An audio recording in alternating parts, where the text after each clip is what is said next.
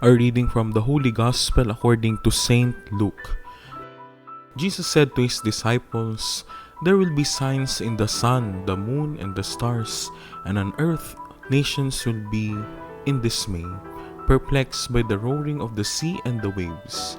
People will die of fright in anticipation of what is coming upon the world, for the powers of the heavens will be shaken. And then they will see the Son of Man coming in a cloud with power and great glory. But when these signs begin to happen, stand erect and raise your heads, because your redemption is at hand. Beware that your hearts do not become drowsy from carousing and drunkenness and the anxieties of daily life, and that day catch you by surprise like a trap. For that day will assault everyone who lives on the face of the earth. Be vigilant at all times and pray that you have the strength to escape the tribulations that are imminent and to stand before the Son of Man." The Gospel of the Lord. The passing away of the old, the budding of the new.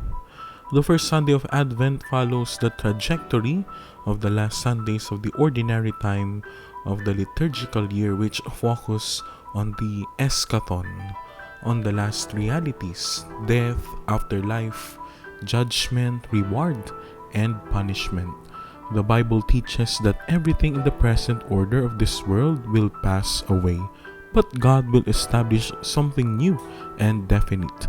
Eschatology will involve cosmic change, when the old heaven will be taken away and replaced with a new one. The Israelites believed that eschatology would usher in the end times and the new order would follow. This would be brought by the Messiah, the glorious agent of God. In Jesus' time, people believed that eschatology would involve the overthrow of the Roman power, which was subduing the nation of Israel. The dead would then be raised up and a glorious life would follow. To a Pharisee like Saul of Tarsus, the early Christian preaching that Jesus was raised by God from the dead is absurd and a great lie. If Jesus were indeed the Messiah, then the eschaton has arrived. But where were the glorious signs? If Jesus rose from the dead, how come the dead are not raised?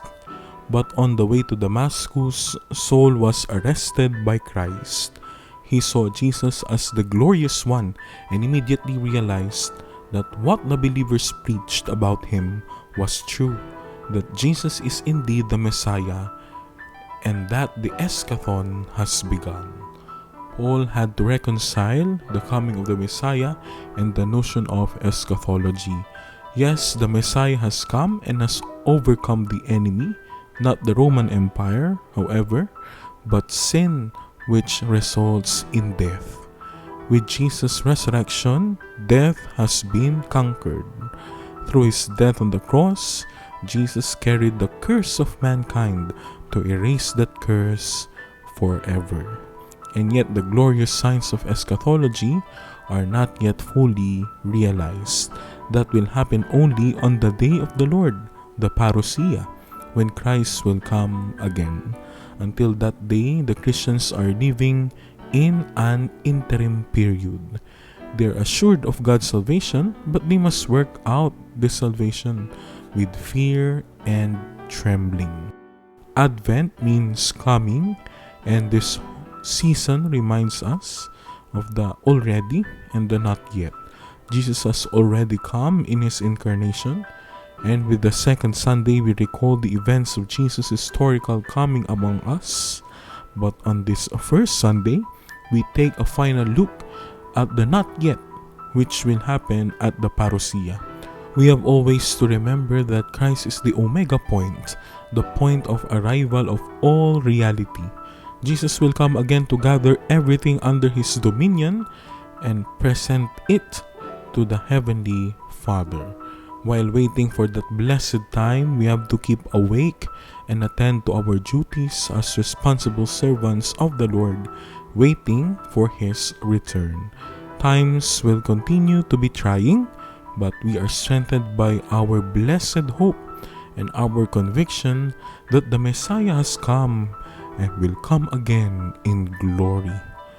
But this is not disappearance to nothingness. Rather, the old gives way to the new, and the coming of the new, as we observe in nature, is shown in the budding of the fig tree, which presages flowering and harvest. And so the eschatological discourses of Jesus end with a note of promise, of hope, of newness.